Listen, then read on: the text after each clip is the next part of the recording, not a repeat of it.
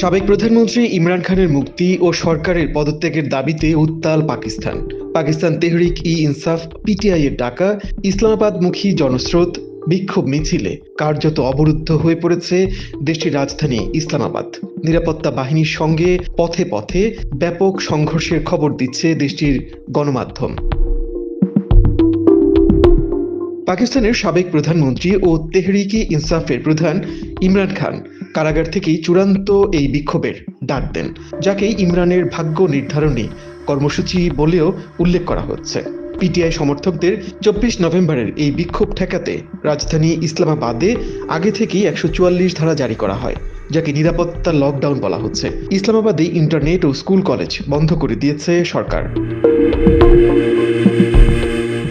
ইমরান খানের ডাকে সাড়া দিয়ে তার অসংখ্য নেতাকর্মী পাকিস্তানের বিভিন্ন প্রান্ত থেকে ইসলামাবাদের পথে রওনা করেন। মহাসড়ক ধরে এগুতে থাকে পিটিআই সমর্থকদের গাড়িবহর। ইমরান সমর্থকদের ঠেকাতে আগে থেকেই ইসলামাবাদমুখী প্রধান সব সড়ক কন্টেইনার দিয়ে বন্ধ করে দেয় সরকার। তবে সব বাধা ভেঙে ইসলামাবাদের পথে এগোতে থাকে পিটিআই সমর্থকদের গাড়িবহর। সোমবার সন্ধ্যা নাগাদ রাজধানী ইসলামাবাদের উপকণ্ঠে পৌঁছে যান বিক্ষোভকারীরা। এ সময় আইনশৃঙ্খলা রক্ষাকারী বাহিনীর সঙ্গে দফায় দফায় তাদের সংঘর্ষ হয়। বিক্ষোভ ঠেকাতে গ্রেপ্তার করা হয় পিটিআই এর 5 পার্লামেন্ট সদস্য সহ প্রায় 4000 সমর্থককে। ইসলামাবাদ অভিমুখী গাড়িবহরে আছেন খাইবার পাখতুনখাওয়ার মুখ্যমন্ত্রী আলী আমিন গান্দাপুর ও ইমরান খানের স্ত্রী বুশরা বিবি। ঘোষণা অনুযায়ী ইসলামাবাদের ডি চক এলাকায় বিক্ষোভ সমাবেশ করার কথা ইমরান সমর্থকদের, কিন্তু সরকার আগে থেকেই ডি চক এলাকা অবরুদ্ধ করে ফেলে। বড় বড় কন্টেইনার ফেলে রাস্তা ব্লক করে দেওয়া হয়। কিন্তু এত কিছুর পরও পিটিআই সমর্থকরা ডি চকে ঢুকে পড়েন। নিরাপত্তা বাহিনীর সদস্যরা টিয়ারশেল ছুড়ে তাদের সরিয়ে দিতে চাইলে ব্যাপক সংঘর্ষ হয়, হতাহতের ঘটনাও ঘটে।